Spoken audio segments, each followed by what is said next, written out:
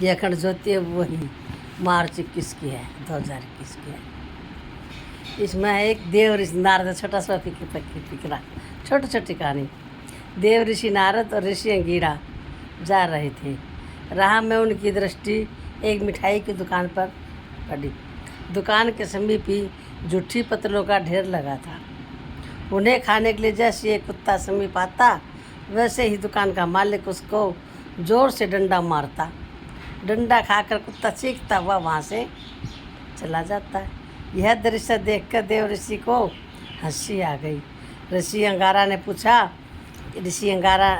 पूछा उनसे हंसी का कारण। नारद बोले, हे ऋषिवर, यह दुकान पिछले जन्म में एक कृपण व्यक्ति की थी।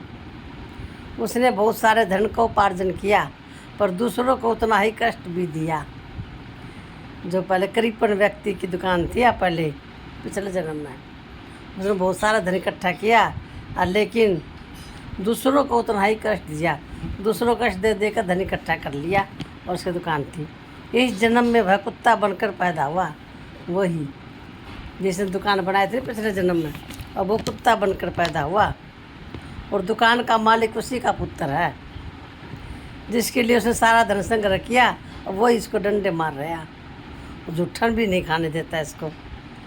अपने कर्म फल के इसी खेल को देखकर मुझे हंसी आ गई।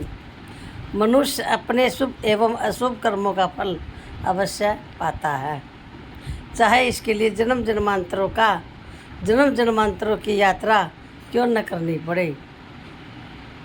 जिसकी दुकान है ना, या पिछले जन्म में उसका कृपण था, वो लोग झूठ पैसे इकट्ठे कर करके छल से कपट से पैसे इकट्ठे कर करके दुकान खोल ली। दुकान बहुत सारा धन उपार्जन कर लिया था, पर उस दुकान पर उसका पुत्र बैठ गया, वो मर गया तो कुत्ता का जन्म मिला।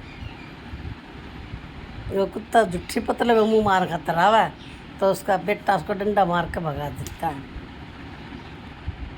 देखा, ये देख के मुझे हंसी आ गई कि मनुष्य जितने भी कर्म करा ना, उसका अपने कर्मों का फल मिलता है जरूर। उसके लिए उसने चाहे कितने भी जन्म लेने पड़ा।